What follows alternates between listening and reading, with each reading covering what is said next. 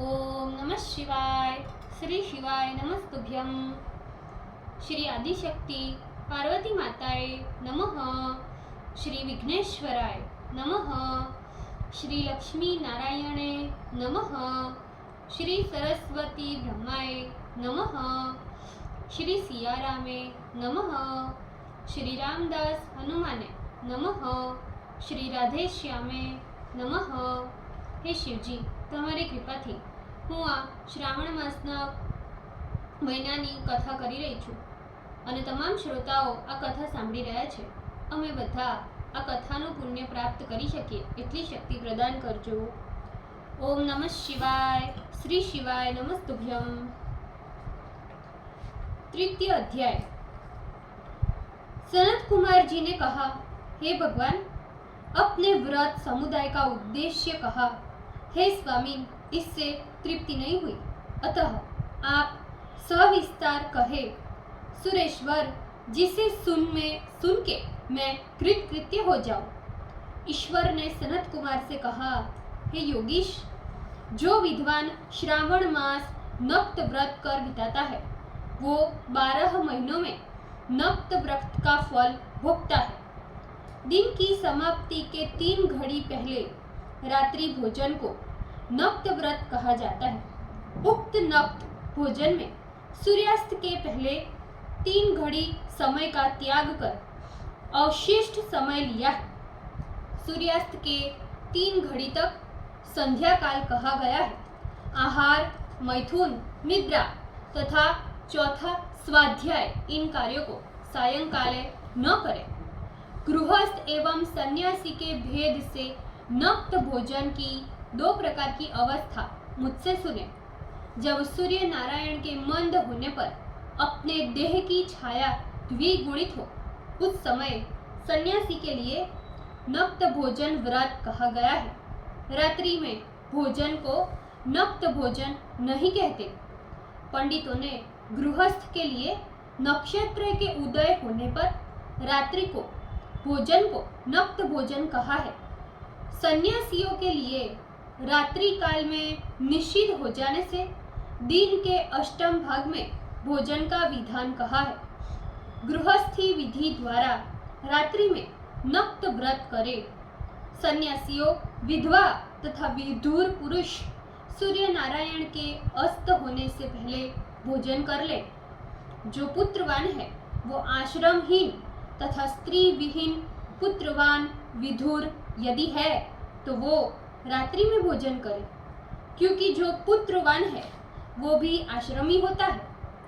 श्रावण मास में नक्त व्रत को करने वाला प्राणी उत्तम गति प्राप्त करता है. पहले श्रावण मास के आ जाने पर प्रतिपदा तिथि में प्रातः काल संकल्प करे कि मैं श्रावण में 1 महीने तक ब्रह्मचर्य में रहकर प्रतिदिन सुबह स्नान करूंगा. नक्त व्रत, रात्रि शयन तथा प्राणियों पर दया रखूंगा. हे देव, यदि इस व्रतारंभ होने पर समाप्ति व्रत पूर्ति के पूर्व ही कोई मर गया तो हे जगतपते, उस समय आपके प्रसाद से व्रत परिपूर्ण हो. इस प्रकार बुद्धिमान मासारंभ में संकल्प कर नक्त व्रत करे. हे मुने, अब उत्तम लक्ष्य पूजा विधि सुनो. लक्ष्मी की इच्छा रखने वाला मनुष्य बिल्व पत्रों से, शांति की कामना वाला भी दूर्वाओं से तथा आयुष्य की इच्छा वाला चंपा पुष्पों से भगवान हरि का अर्चन करे. विद्या की इच्छा मल्लिका तथा चमेली पुष्पों से अर्चन करे. तुलसी दलों से शिव और भगवान विष्णु प्रसन्न होते हैं. पुत्र की कामना वाला मनुष्य कटेरी के पुष्पों से पूजन करे. दुह स्वप्न नाश के लिए उत्तम धान्य से अर्चन करे. देव के सन्मुख रंगवल्ली, पदम, स्वस्तिक और चक्र आदि बनाकर विभु का अर्चन करे. क्यों संपूर्ण कामनाओं की सिद्धि के लिए सब पुष्प फलों को अर्चन करे. यदि लक्ष्य पूजा करता है तो शंकर भी प्रसन्न होता है. अंत में उद्यापन करे. मंडप बनाकर मंडप के तीसरे भाग में वेदी बनाए.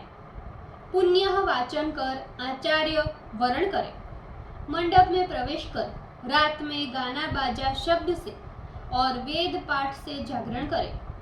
वेदी पर उत्तम चतुर्लिंगोत्भद्र बनाकर उसके मध्य भाग में चावल से सुंदर कैलाश बनावे। उस वेदी की जगह पर खूब चमकीले तांबे का कलश स्थापन कर उसमें पंचपल्व तथा सूक्ष्म वस्त्रों को रखे। उस पर पार्वती पति की सुवर्ण प्रतिमा को पंचामृत स्नान पूर्वक स्थापित कर अर्चन करे। नैवेद्य युक्त धूप दीप गीत वाद्य शिव सहस्त्र नाम से हवन करे। जिस मंत्र से पूजन किया हो उसी मंत्र से हवन करे। शर्करा धृत युक्त चरु से हवन करे। फिर कृत हवन कर पूर्णाहुति करे। प्रातः वस्त्र अलंकार भूषण से आचार्य का अर्चन करे।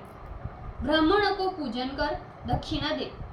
जिन मंत्रों से उमापति की लक्ष्य पूजा की है उस चीज का दान करे। सोने की प्रतिमा बनाकर शंभु का अर्चन करे।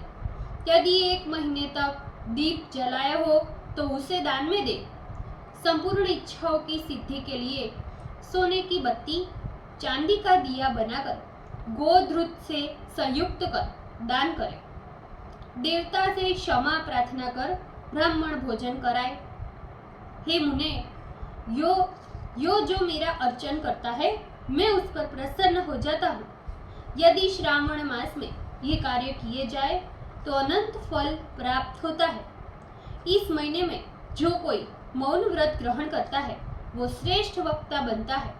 तो वो मौन व्रत दिन रात या दिन में हो या भोजन के समय का हो। मौन व्रत में घंटा हो तथा पुस्तक दान करे तो सब शास्त्रों की जानकारी प्राप्त करता है। वेद और वेदांग पर पारगामी बनता है। बुद्धि में बृहस्पति के तुल्य मौन व्रत महात्म्य से हो जाता है। मौन व्रत करने वाले जीव का किसी से भी कलह नहीं होता क्योंकि मौन व्रत उत्तम है। ओम नमः शिवाय। श्री शिवाय नमस्तुभ्यम। ભૂલચૂક માફ કરજો શિવજી, કૃપા રાખજો। આજના શ્રાવણ માસના વંચનનું પુણ્ય મને પ્રદાન કરજો શિવજી। ઓમ નમઃ શિવાય। શ્રી શિવાય નમસ્તુભ્યમ।